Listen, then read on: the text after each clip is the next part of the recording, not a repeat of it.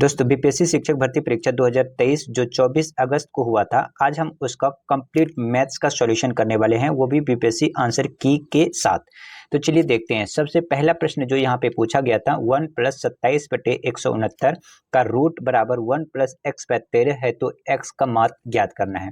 तो आप इसे करते कैसे, इसको यानी कि 169 को 1 से आप क्या करते प्लस, यानी इसको आप करते प्लस 169 गुना 1 प्लस में 27। तो आप इसको 1 से गुना करेंगे और प्लस में 27 जोड़ेंगे, यानी कि 169 एकम 169 प्लस में 27 को आप जब जोड़ देंगे तो कितना होगा 196 प्लस बटे बटे में कितना है 169, कितना है 169। तो आप यहाँ पे लिखेंगे 169। उसके बाद क्या है, ऊपर में रूट है, तो यहाँ पे आप लगा देंगे रूट। ये कैसे आया आपको समझ में आया होगा। हमने क्या किया कि इसको 1 से गुना कर दिया, प्लस में 27 जोड़ दिया। 169 एकम 169 प्लस में 27 जोड़ेंगे तो क्या हो जाएगा 196। अब बटे में क्या है 169, वही लिख दिया। अब प्लस में ये है तो 13 एकम 13, तो यहाँ लिख दिया 13। अब प्लस में क्या है x, तो यहाँ पे हमने लिख दिया x, और नीचे क्या लिख देंगे 13। अब देखिए 196 का जब वर्गमूल निकालेंगे तो क्या हो जाएगा 14, और 169 का वर्गमूल निकालेंगे तो क्या होगा 13। अब यहाँ पे देखिए 13 प्लस में x बटे में क्या होगा 13। अब ये 13 13 कट जाएगा। अब आप यहाँ से क्या करेंगे 14 प्लस में 13 बराबर x प्लस, अब x की वैल्यू निकालेंगे तो 14 माइनस में 13 बराबर में x, यानी कि 14 में 13 गया क्या बचा x। ये आ गया आंसर। और जैसे ये आंसर तो आ गया, लेकिन ये गलत तरीके से आया है। जैसे x का वैल्यू 1 निकल गया, आप फटाक से आंसर मार दिए a और आप आगे बढ़ गए, और वैसे ही बीपीएससी ने आपको कर दिया गलत, क्योंकि बीपीएससी का जो आंसर है वो है डी। तो देखिए कैसे डी आया, अब वो देखते हैं। अब देखिए यहाँ तो ये आ गया हमारा, यहाँ पे कहाँ गलत हुआ ये देखिए। एक्चुअली देखिए जब हम कोई रूट में निकालते हैं, कोई भी चीज़ अगर रूट का निकलता है तो उस स्थिति में रूट का वैल्यू प्लस और माइनस में निकलता है, ध्यान रखिएगा। तो इसका मतलब कि यहाँ जो रूट इसको हमने खोला 196 का, तो यहाँ पे एक बार में प्लस होगा और एक बार में माइनस होगा, इस पॉइंट को आप ध्यान रखिएगा। तो इसका मतलब ये हुआ कि एक बार आपको लेना है प्लस में, तो प्लस लेके तो हमने सॉल्व किया तो नहीं, यानी 1 आ गया। अब हम एक बार इसको माइनस लेके सॉल्व करेंगे, यानी कि माइनस 14 बटे में 13 बराबर में 13 प्लस में x, तो यहाँ पे क्या निकला 13 13 13 कट जाएगा। तो यहाँ क्या था माइनस का 14, इसको 13 इधर करेंगे तो माइनस का 13 बराबर में x। तो 14 माइनस 13 कितना हो गया माइनस का 27 बराबर में x। ठीक है, तो देखिए 1 भी निकला, यानी कि 1 भी निकला, और क्या निकला 27 भी निकला। तो मतलब क्या कि x की वैल्यू 1 से ज़्यादा निकल रहा है, 1 से ज़्यादा निकल रहा है। तो ऑप्शन नंबर क्या हो जाएगा डी। और इसी तरीके से बीपीएससी ने पहला का आंसर क्या माना है डी। समझ में आ गए। और मैं आपको रूल बता देता हूँ। फॉर एग्जांपल देखिए, मैं इसको और अच्छे से आपको बताता हूँ। जैसे यहाँ पे होता क्या है, मान लीजिए कि आपका एक कोई रूट है 16, इसका जब आप सॉल्व करेंगे तो अमूमन आप क्या कर देते हैं, इसका 4 चौक 16 यानी कि इसका 4 लिख देते हैं। ठीक है, लेकिन इसका रूल ये कहता है कि जब भी आप वर्गमूल निकालें, यानी कि जब भी आप वर्गमूल निकालें तो इसका 2 वैल्यू निकलता है, यानी कि एक प्लस में और एक माइनस में, यानी कि ये होगा। तो इसका मतलब ये होगा कि एक बार तो प्लस का 4 आंसर होगा और दूसरा क्या होगा माइनस का 4। तो इसी तरीके से बीपीएससी ने लिया है, और बीपीएससी का आंसर 1 भी आया है और माइनस 27 भी आया है, और इस तरीके से आंसर क्या हो गया, आंसर नंबर डी हो गया। ठीक है, आई होप आप समझ गए होंगे। चलिए अब हम दूसरा क्वेश्चन कर लेते हैं। देखिए दूसरा क्वेश्चन यहाँ पे ये पूछा है कि किसी धातु के एक ठोस गोले की त्रिज्या 3 सेंटीमीटर है, क्या है गोला है, और कह रहा है कि इसके 4 मिलीमीटर व्यास वाला कितना लंबा तार खींचा जा सकता है। देखिए ये क्या है, एक है गोला, है ना, इसको बना लेते हैं गोला। यहाँ देखिए ये है गोला, क्या है ये है गोला। अब गोला को इन्होंने पिघला दिया है, क्या क्या है गोला को पिघला दिया है। अब गोला को पिघला करके उन्होंने एक बना दिया क्या इस तरीके से, यानी कि बेलनाकार। कैसे बनाया है, बेलन के आकार का। किस तरीके से, बेलन के आकार का। ये तो हमारा यहाँ पे असल वो हो गया। यहाँ पे आपको क्या बनाना है, बेलन के आकार का, याद रखिएगा किस आकार का, बेलन के आकार का। तो यहाँ पे देखिए ये बेलन के आकार का हो गया, ठीक है, ये बेलन के आकार का हो गया, ठीक है। तो अब यहाँ पे देखिए क्या पूछा है कि ये इसको पिघलाकर, यानी कि एक गोला है, गोले को पिघला करके एक बेलनाकार तार बनाया जाता है। तो इसका मतलब गोले का आयतन आपको निकालना पड़ेगा। तो गोले का आयतन क्या होता है, 4/3 पाई आर क्यू बराबर में बेलन का आयतन होता है पाई आर स्क्वायर एच, ये होता है।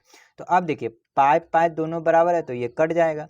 अब यहाँ क्या बचा, पाई 4/3 आर क्यू, आर कितना है 3 सेंटीमीटर, तो यहाँ पे 3 पर पावर हमने 3 लिख दिया। अब देखिए और ये वाला आर है, तो ये आर किस में दे रखा है, मिलीमीटर में, आप ध्यान रखिएगा। 4 क्या है, मिलीमीटर, तो आप इसको क्या कर लेंगे, सेंटीमीटर। सबसे पहले तो ये व्यास है तो आप इसको क्या कर देंगे, त्रिज्या निकालेंगे। तो त्रिज्या बराबर क्या होता है, व्यास का आधा, यानी कि इसको आधा कर देंगे तो 2 2 कट जाएगा, तो यहाँ पे व्यास कितना हो जाएगा, 2 2 क्या हो गया, मिलीमीटर। इसको बदल लीजिए सेंटीमीटर में, तो 2 को आप क्या करेंगे, भाग कर देंगे। 2 को भाग कर देंगे किससे, 10 से, यहाँ पे 10 से, क्योंकि देखिए मिली यहाँ पे सेंटी एक बार जा रहा है, तो यानी कि इससे ये हो गया क्या, सेंटीमीटर, ठीक है। अब यहाँ पे देखिए आर हमारा क्या हो गया, 2/10, फिर आर करेंगे तो क्या हो जाएगा, 2/10, ठीक है। यहाँ पे 2/10, दोबारा 2/10 गुना में क्या हो जाएगा, एच क्या है, ये जो तार बना है ना यहाँ से यहाँ तक कि ये है हाइट, यानी ये जो तार है ये है क्या है, हाइट है। तो अब देखिए अब यहाँ पे प्रश्न आता है ये कि सर ये हमने मिलीमीटर को सेंटी में क्यों बदला। तो देखिए मैंने इसलिए बोला क्योंकि यहाँ पे देखिए जो त्रिज्या है गोले का, यानी कि ठोस गोले का, वो क्या है सेंटीमीटर में, और ये क्या है मिलीमीटर में, इसलिए हमने दोनों को कर दिया किस में, सेंटीमीटर में, ठीक है। तो अब यहाँ पे देखिए, अब यहाँ पे ये 4 और ये 2 दूनी 4, ये पूरा पूरा कट गया। अब देखिए यहाँ से 3 3 होती है 27, तो यहाँ 1 3 2 कट जाएगा, तो यहाँ बचेगा 3, तो 3 तिया क्या बचा, 9, ठीक है।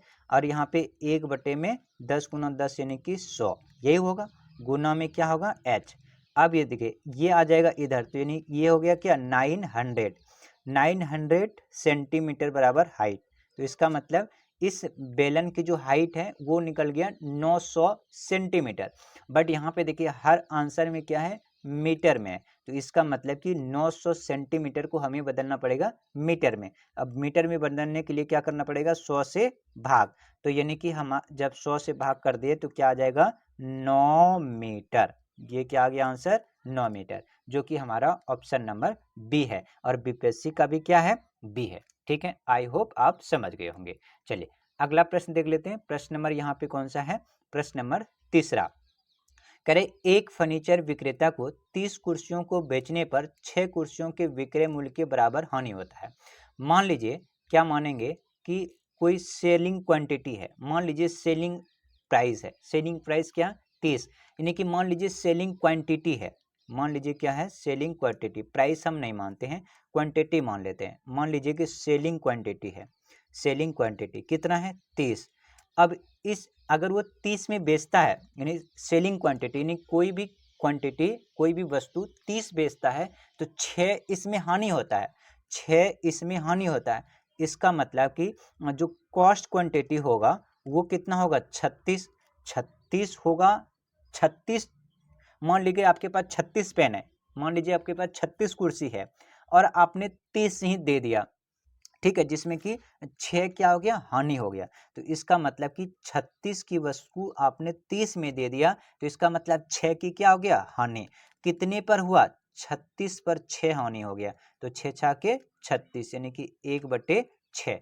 1/6 का मतलब होता है जब इसको आप परसेंटेज में चेंज करेंगे, 100 से गुना करेंगे तो 16 96, 2 दूनी 4, 2 तिया 6, यानी कि 1/6 को जब आप परसेंटेज में चेंज करेंगे तो कितना हो जाएगा, 16 सही 2/3। ऑप्शन नंबर क्या है, सी, ठीक है। आई होप आप समझ गए होंगे। ऐसा समझिए कि मान लीजिए कि है ना, यहाँ पे देखिए अगर आपको समझ नहीं आया दोबारा मैं आपको बताता हूँ। यहाँ पे देखिए मान लीजिए कि सेलिंग यानी कि कोई भी 30 रुपये में बेचता है और 30 रुपये में बेचने पर ₹6 इसमें हानि होता है, ₹30 में बेचता है तो इसका मतलब कि ₹6 इसमें हानि हो रहा है। तो इसका मतलब क्या, वो 36 का चीज़ होगा, 36 का चीज़ होगा 30 में बेच रहा है, तो ₹6 उसको घाटा हो रहा है। कितने पे हो रहा है, 36 पे हो रहा है, तो इसका मतलब 6 से आप घटा देंगे तो 1/6, और 1/6 का मतलब होता है 16 सही 2/3, ऑप्शन नंबर सी। ठीक है, आप यूपीएससी का भी क्या आंसर था, सी।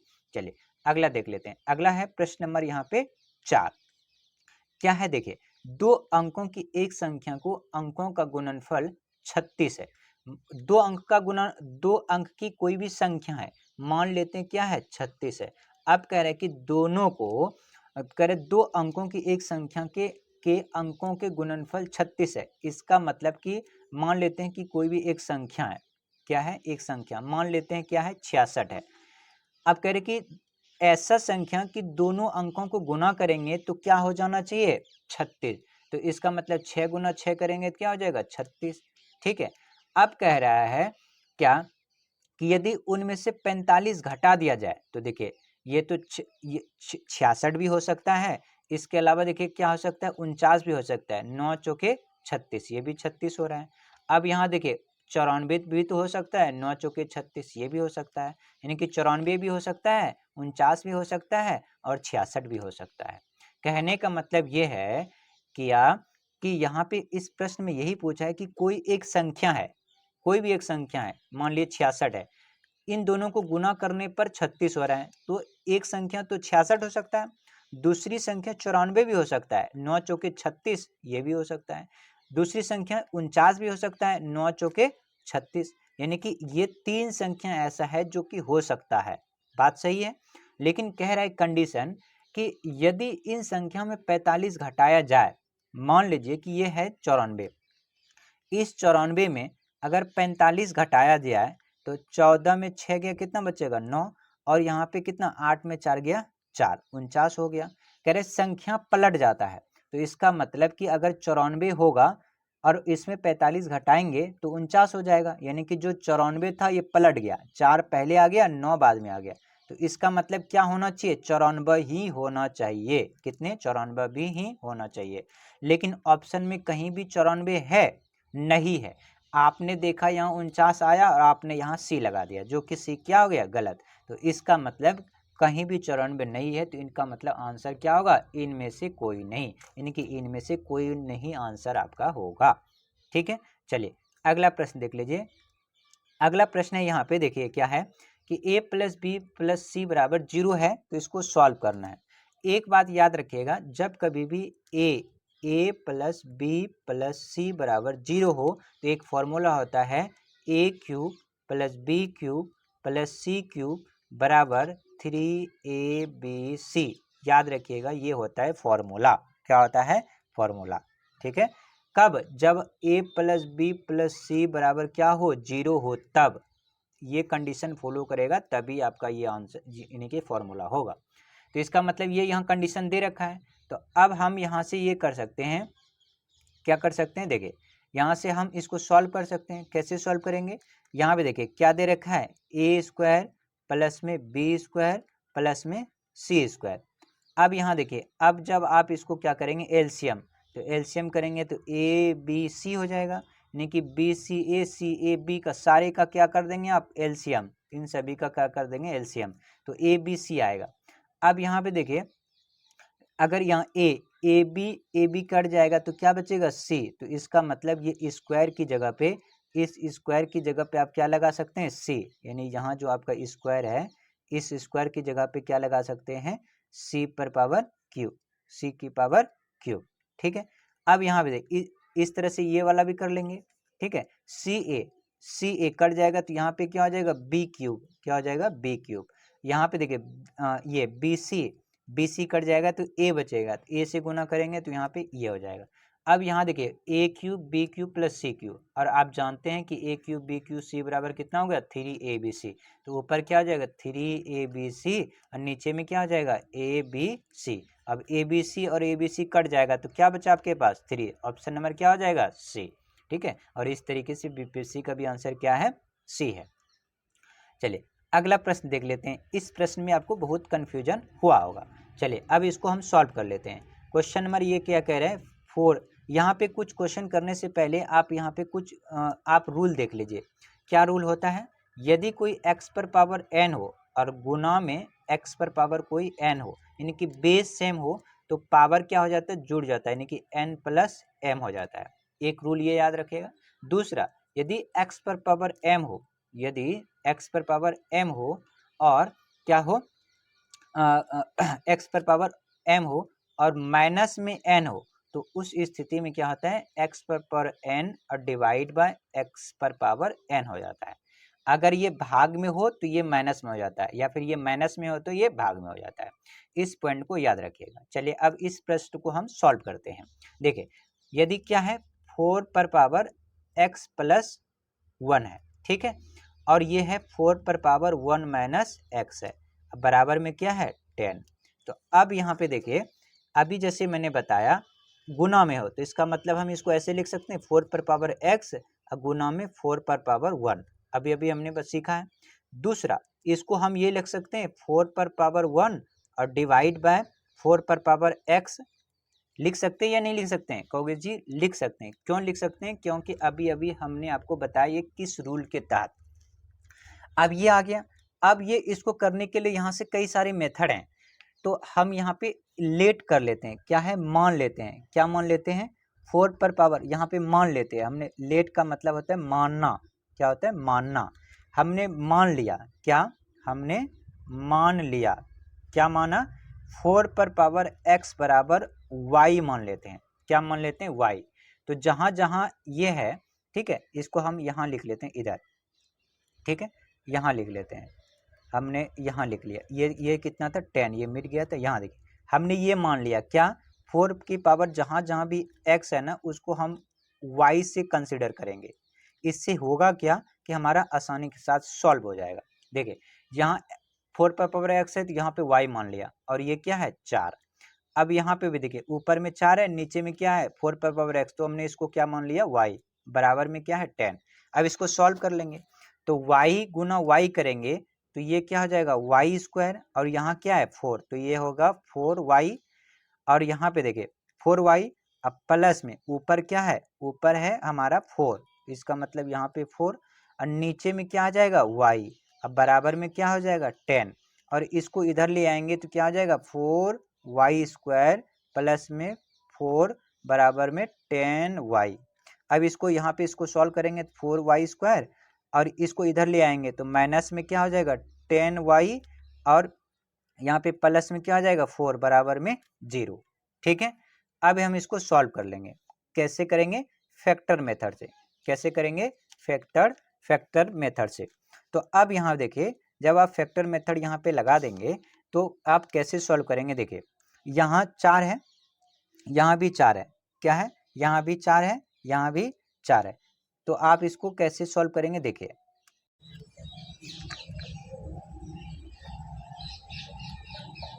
अब देखिए, तो आप इसको कैसे सॉल्व करेंगे? यहाँ से इसको क्वाड्रेटिक इक्वेशन से।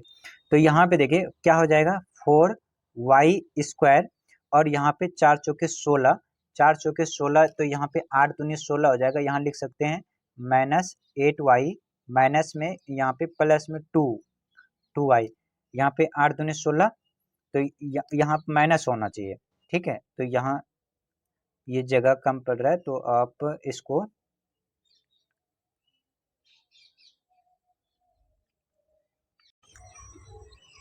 देखिए, यही हमारा इक्वेशन था क्वाड्रेटिक। तो अब हम क्या करेंगे?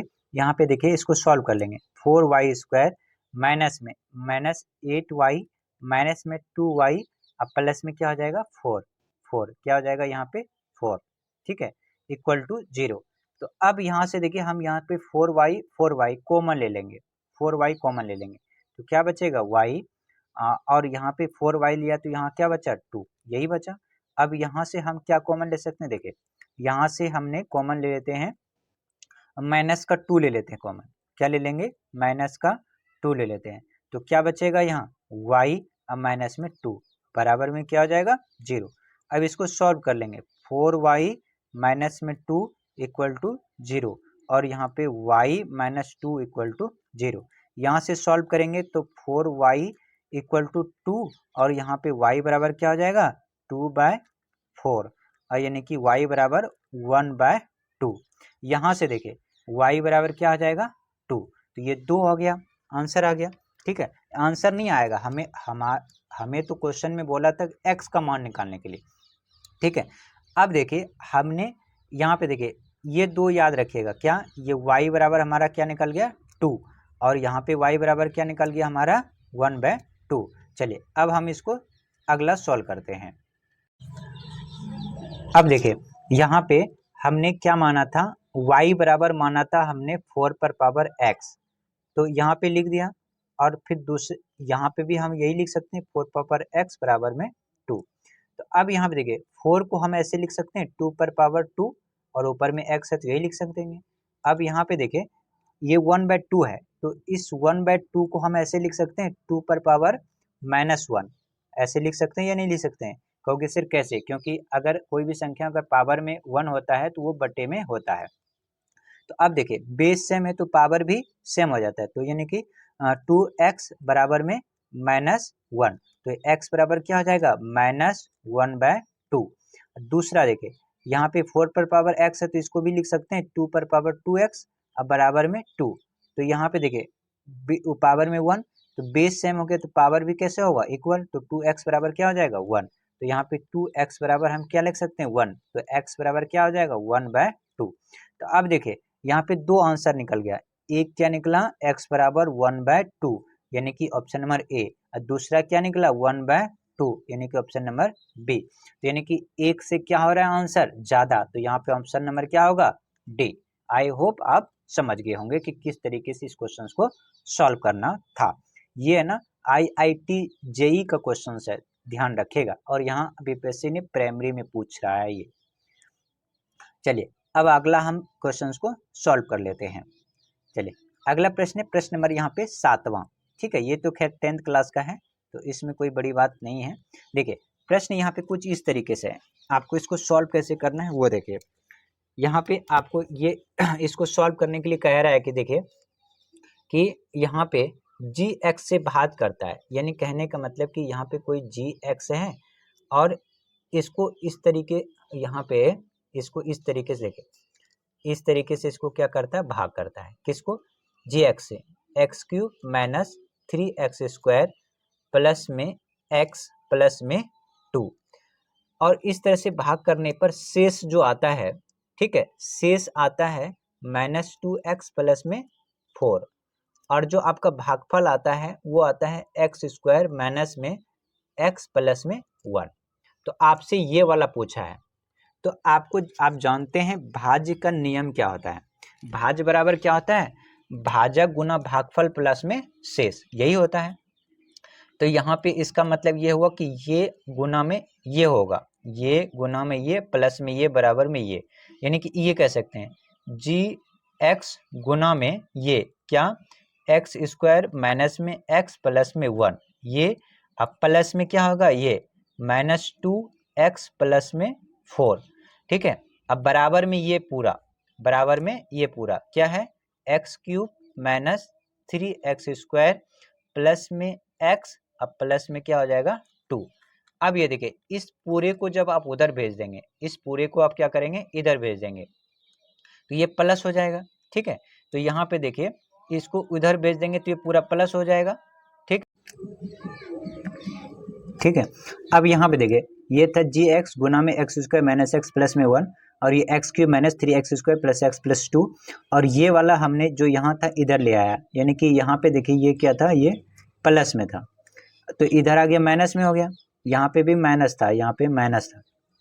तो अब देखिए इसको यहाँ लिख दिया, अब ये माइनस माइनस क्या हो जाएगा प्लस, तो यहाँ एक x प्लस में 2x, 2 और 1 कितना हो जाएगा 3x।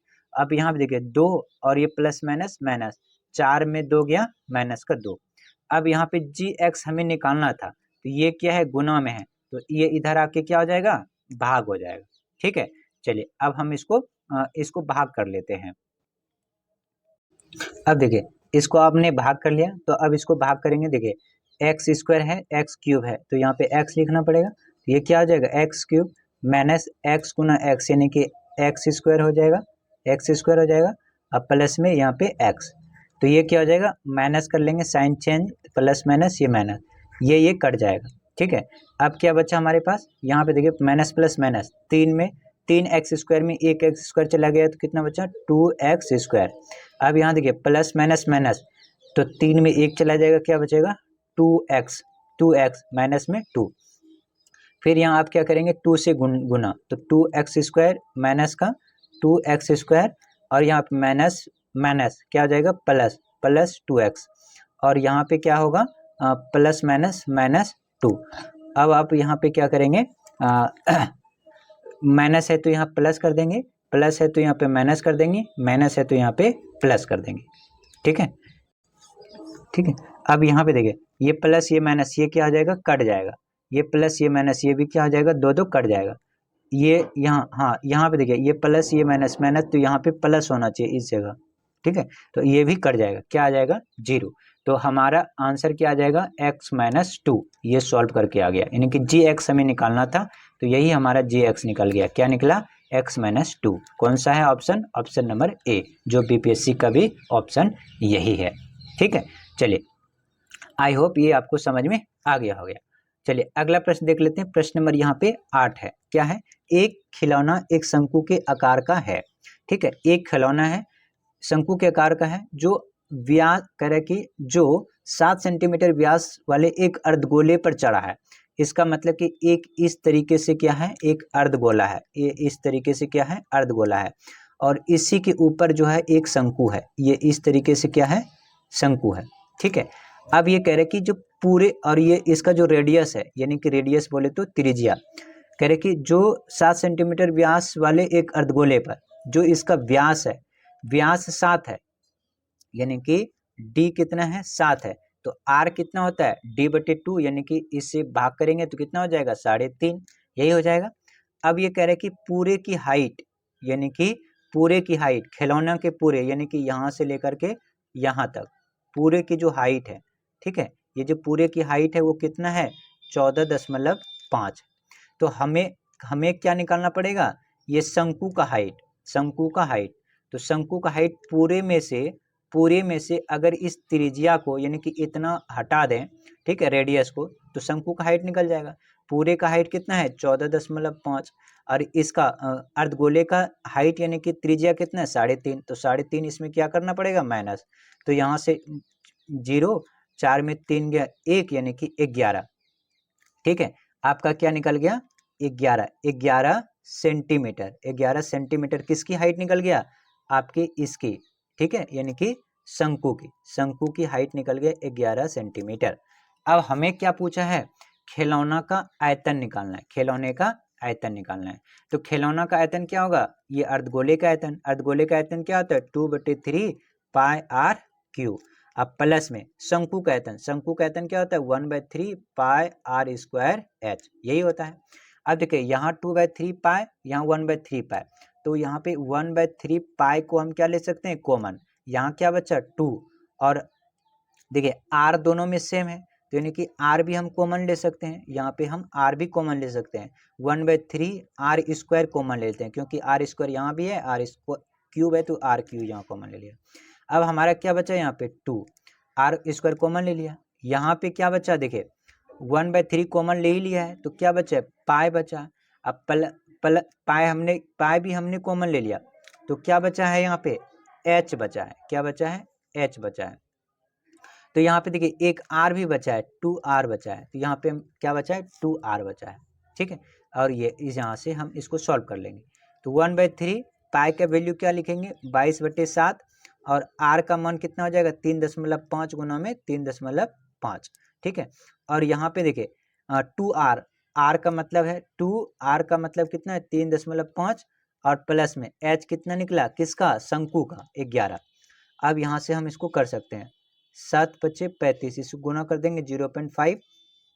ठीक है, और यहाँ पे देखिए 35 3.5 दूनी 7, 7 और 11 कितना हो जाएगा 18, यानी कि कुल मिला के उधर कितना निकला 18, तो 22/3 और गुना में 0.5 गुना में 3.5 और गुना में ये सबका करके कितना आया 18, तो यहाँ से कट जाएगा 3 × 6 = 18, 6 बार में कट जाएगा, तो अब इससे गुना करेंगे, 22 गुना 0.5 कितना आ जाएगा 11, और 11 को गुना कर देंगे इससे, किससे, यहाँ पे, तो यहाँ पे कितना आ जाएगा 6 पंचे 30 जीरो, और 6 तिया 18, 18 3 21, ये आ जाएगा। अब इसको गुना कर देंगे तो कितना आ जाएगा 2, यहाँ पे 3 1, यानी कि 231 सेंटीमीटर क्यूब। तो 231 कौन सा है, ऑप्शन नंबर हमारा, ऑप्शन नंबर ए। ठीक है, तो यहाँ पे हमारा ऑप्शन नंबर ए हो जाएगा आंसर, और बीपीएससी का भी आंसर यही है। ठीक है, आशा करता हूँ कि ये आपको समझ में आ चुका है। ठीक है, तो ये कुल मिला के कितने हो गए 8 प्रश्न। कुल जो प्रश्न पूछे गए थे वो पूछे गए थे 16, जिसमें कि हमने यहाँ पे 8 तक कर लिया है। ठीक है, बाकी 9 से 16 तक हम दूसरे पार्ट में करेंगे।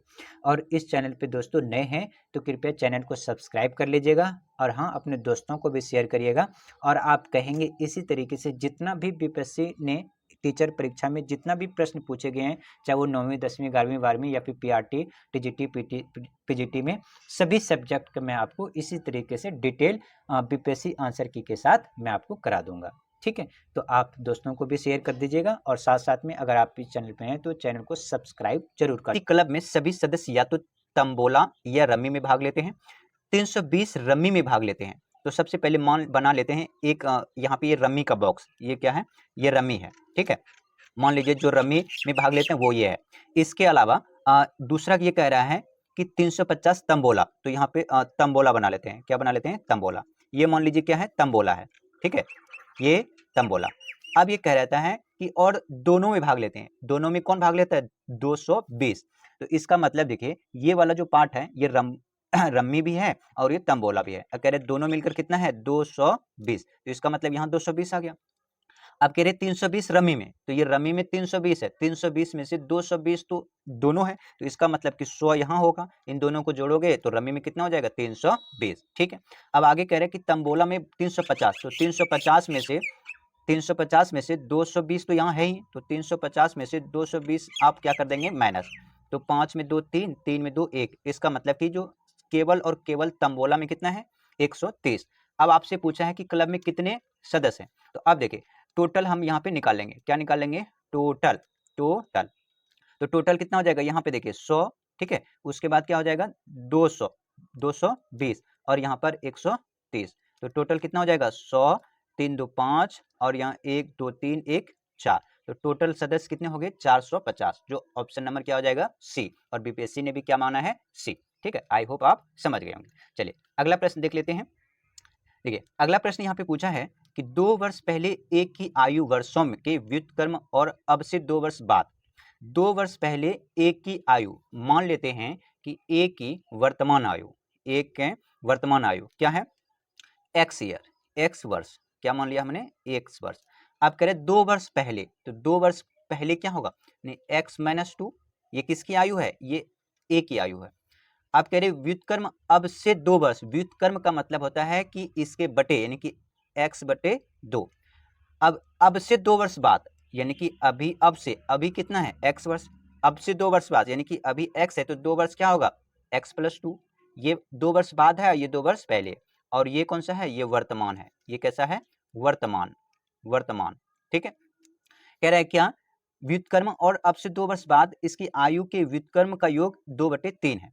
तो अब इसका देखिए व्युत्क्रम का मतलब कि बटे, तो x प्लस, यहाँ पे भी क्या हो जाएगा x 1/1 + 2, और इन दोनों का योग कितना है 2/3। अब आप इसको कर लेंगे सॉल्व। कैसे सॉल्व करेंगे, यहाँ से ले लेंगे एलसीएम। क्या लेंगे यहाँ पे एलसीएम, तो देखिए इन दोनों का एलसीएम लेंगे तो क्या हो जाएगा x - 2, और यहाँ पे भी x + 2। अब ये और ये कट जाएगा तो यहाँ क्या बचेगा x - 2, यहाँ से ये और ये कट जाएगा तो यहाँ क्या बचेगा x + 2। तो अब देखिए ये -2, ये +2 कट जाएगा, और यहाँ ऊपर क्या बचेगा 2/3। तो यहाँ x + x कितना बचेगा 2x, नीचे a + b × a - b, यानी कि a² - b²। अब b कितना है 2, 2 दूनी क्या हो जाएगा 4, बराबर में क्या हो जाएगा 2/3। अब यहाँ भी देखिए 2 और यहाँ भी 2, ये कट जाएगा। अब हमारे यहाँ पे ये बच गया। अब आप क्या करेंगे, इससे क्रॉस मल्टीप्लाई करेंगे, इससे यहाँ से गुना कर देंगे, तो ऐसे गुना करेंगे यहाँ से, तो 3 गुना x यानी कि 3x, क्या हो जाएगा 3x, और इससे ऐसे गुना कर देंगे, यहाँ क्या बचा 1, तो यहाँ क्या हो जाएगा एक्स स्क्वायर माइनस में 4। अब ये एक बन जाएगा आपका क्वाड्रेटिक इक्वेशन। कैसा बन जाएगा? Quadratic equation. तो यहाँ आप इस इक्वेशन को ऐसे लिख सकते हैं, एक्स स्क्वायर माइनस 3x, ठीक है, X square minus 3x minus 4 equal to 0। ये हो गया। ये इक्वेशन को आप कर लेंगे सॉल्व। कैसे करेंगे? 4 एकम 4, 2 दूनी 4, इस तरीके से आप यहाँ पे। तो यहाँ देखिए ये 4 1 4, यानी कि यहाँ पे हो जाएगा x square minus 4x plus में x माइनस में 4 इक्वल टू 0। अब यहाँ से हम x कॉमन ले लेते हैं, तो यहाँ बचा x और यहाँ पे क्या बचा 4, और यहाँ पे भी हम यहाँ पे 1 ले लेते हैं कॉमन, तो यहाँ क्या बचा x माइनस 4 इक्वल टू 0। अब यहाँ देखिए x प्लस 1 इक्वल टू 0 और ये हो जाएगा x माइनस 4 इक्वल टू 0, ठीक है। तो अब देखिए यहाँ x बराबर -1, माइनस में कभी a जाता नहीं है तो ये आंसर नहीं होगा। यहाँ देखिए x बराबर क्या हो जाएगा 4, वर्तमान पूछा था तो x बराबर कितना निकल गया 4, जो ऑप्शन नंबर क्या है C है, ठीक है। और बीपीएससी ने भी क्या माना है? C माना है। तो इस तरीके से आपको यहाँ पे सॉल्व करना था। इस पॉइंट को याद रखिएगा, व्युत्क्रम का मतलब होता है बटे, यानी कि 1 बाय, यानी कि इनवर्स, ठीक है। चलिए अगला प्रश्न अब देख लेते हैं। अगला प्रश्न पूछा है यहाँ पे प्रश्न नंबर 11, के की किस मान के लिए समीकरण ये x माइनस के वाई बराबर और ये 3x plus 2y equal to -5 का एक अनूठा हल है। अनूठा हल का मतलब होता है यूनिक सॉल्यूशन। क्या होता है? Unique solution. तो यूनिक सॉल्यूशन देखिए क्या होता है, आप जानते हैं ax स्क्वायर प्लस में bx प्लस में c बराबर 0, इस तरीके की इक्वेशन को क्या कहते हैं? Quadratic equation. और जब भी क्वाड्रेटिक दो इक्वेशन होता है तो आपने यहाँ पे पढ़ा होगा 10th क्लास में, ठीक है, क्या कि यूनिक सॉल्यूशन कब होता है? जब a1 बटे a2 equal to not b1 बटे b2। जब ये a1 बटे a2 equal to not b1 बटे b2 होगा तो उस स्थिति में क्या होता है? यूनिक सॉल्यूशन या फिर एक अनूठा हल होता है। तो इसका मतलब देखिए यहाँ पे क्या है x, तो यहाँ पे देखिए x माइनस के वाई इक्वल टू 2, और दूसरा क्या है 3x प्लस में 2y इक्वल टू -5। तो अब हम इसको इसमें लाएंगे तो ये क्या हो जाएगा? यहाँ पे क्या 3, तो ऊपर क्या होगा 1 बाय 3, a1 बटे a2 इक्वल टू b1 बटे b2, b1 क्या है माइनस के और b2 कितना है 2, यही आ जाएगा। अब यहाँ पे देखिए इसको ऐसे ले आएंगे, यहाँ पे इसको ऐसे, तो ये क्या होगा 2/3 इक्वल टू माइनस का के, माइनस के है तो यहाँ पे आप लिख सकते हैं -2/3 इक्वल टू के। यहाँ पे के की वैल्यू आ गया आपका क्या? -2/3।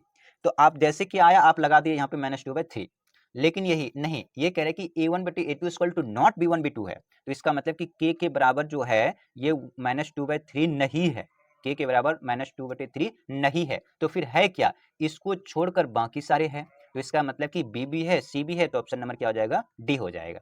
और आपने हड़बड़ी में क्या किया? ऑप्शन नंबर पहला लगा दिया, ठीक है। तो इस तरीके से बीपीएससी के द्वारा गलत हो गया आपका। चलिए अगला प्रश्न देख लेते हैं। अगला प्रश्न है यहाँ पे 12, क्या पूछा है? एक वृत्त की त्रिज्या 14 सेंटीमीटर है और इसकी त्रिज्यखंड सेक्टर का क्षेत्रफल इतना है, त्रिज्यखंड का केंद्रीय कोण बताना है। तो सबसे पहले आप देख लीजिए कि त्रिज्यखंड होता क्या है। मान लीजिए एक क्या है? सर्कल है। अब इस सर्कल में, एक सर्कल में ये दे रखा है त्रिज्या, ये आपका त्रिज्या है, कितना है? ये रेडियस है आपका, कितना दे रखा है? 14 सेंटीमीटर, 14 सेंटीमीटर। अब देखिए त्रिज्यखंड क्या होता है, यहाँ से इसको मिला दिया तो ये वाला जो आपका पार्ट है, ये वाला, ठीक है, यही आपका होता है त्रिज्यखंड। क्या होता है? त्रिज्यखंड। और त्रिज्यखंड का क्षेत्रफल क्या होता है? देखिए त्रिज्यखंड, त्रिज्यखंड, त्रिज्यखंड का क्षेत्रफल क्या होता है? क्षेत्रफल होता है थीटा बटे 360 पाई आर स्क्वायर। तो थीटा की वैल्यू कितना है? यहाँ पे एंगल यही निकालना है, ये क्षेत्रफल दे रखा है, क्षेत्रफल कितना है? 102.7। थीटा आपको यानी कि एंगल निकालना है, और 360 पाई की वैल्यू आपको क्या मानना है? मान लेते हैं 22/7, और आर दे रखा है कितना? 14 गुना में 14। तो यहाँ देखिए 7 दूनी 14, ये कट जाएगा, ठीक है। और यहाँ पे देखिए क्या कट सकता है, और भी कटा सकते हैं क्या? यहाँ पे देखिए 180 और यहाँ पे क्या हो जाएगा 11, और भी कट सकता है, 2 से इसको कटा दीजिए, यहाँ पे क्या हो जाएगा 90, और भी कटा सकते हैं, तो यहाँ पे हो जाएगा 45 और यहाँ पे हो जाएगा 7, ठीक है। और कट सकता है? नहीं, अब नहीं कटेगा। तो आपके पास क्या बचा? 102.7, इसको इधर गुना कर दीजिए तो क्या हो जाएगा 45। अब बराबर में क्या हो जाएगा 11, ऊपर में खाली क्या बचा 11 सत्ते 77, यानी कि थीटा गुना में 77। तो जो ये गुना में 77 लिखेंगे, ठीक है, इसको इधर आके क्या हो जाएगा भाग, तो इसको हम डायरेक्ट यहाँ से भाग कर लेते हैं, ठीक है, इसको हम यहाँ से क्या कर लेंगे भाग। तो डायरेक्ट हमने यहाँ से कर लिया भाग, ठीक है, इसको आप यहाँ पूरे को गुना करके आप इसको कटा देंगे तो आपका जो आंसर निकलेगा वो 60.0134 कुछ इस तरीके से मानेगा तो आएगा। तो एग्जैक्ट तो नहीं निकला, तो यहाँ पे अप्रॉक्स 60 आ रहा है, तो बीपीएससी ने भी 60 माना है और आपका भी आंसर क्या हो जाएगा 60। ठीक है, आई होप आप समझ गए होंगे। चलिए अगला प्रश्न देख लेते हैं। अगला प्रश्न यहाँ पे ये पूछा है 13 कि यहाँ पे प्रिंसिपल दे रखा है, क्या दे रखा है प्रिंसिपल, बोले तो इसको कहते हैं मूलधन, कितना है 15,625। कह रहे वार्षिक ब्याज दर यानी कि रेट ऑफ इंटरेस्ट है कितना है 16% पर आनम है, क्या है पर आनम। अब आपको पूछा है टाइम यानी कि 9 महीने का निकालना है, 9 मंथ का, कितना 9 मंथ। आप कह रहे हैं कि तिमाही, तिमाही का मतलब होता है कि साल में 3 बार, 1 2 3 बार, साल में 3 बार दे रहा है, तो इसका मतलब कह रहे कि जो ब्याज होगा वो तिमाही दे है, 3-3 महीने में देता है, 3-3 महीने में देता है, तो यानी कि 3 महीने 3 महीने 3 महीने 3 महीने, तो यानी कि कितनी बार देना पड़ रहा है 4 बार देना पड़ रहा है, 4 तिया 12 हो रहा है। तिमाही का मतलब होता है कि हर 3 महीने में, हर 3 महीने में, यानी कि 3 महीना 6 और 3 9 3 12।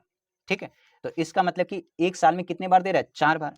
तो आप क्या करो 16% को 4 से भाग कर दो, तो यानी कि 4 चौक 16, तो यानी कि 4% आप लगा दो, और यह 9 मंथ का पूछा है, तो यानी कि 3-3 महीने का स्लॉट है, तो इसको आप क्या करो 9 को 3 से भाग कर दो, 3 तिया 9, यानी कि ये आपको मान लीजिए कि अब ये आपका रेट ऑफ इंटरेस्ट पर आनम 4 है और साल 3 है। अब आप निकाल लीजिए, तो यहाँ देखिए 4% का जब आप निकालेंगे तो 4% को आप निकालेंगे 2500 के 100, यानी कि 1 बटे क्या हो जाएगा 25, 25 रुपये में 1 रुपये। आप क्या करो 25 की चीज़ क्या हो गया 26, फिर 25 की चीज़ कितना हो गया दूसरे साल 26, फिर 25 की चीज़ दूसरे साल कितना हो गया 26। अब आप ये क्या करो इन सभी को गुना कर दो, इन सभी को गुना कर दें तो आपका ये आ जाएगा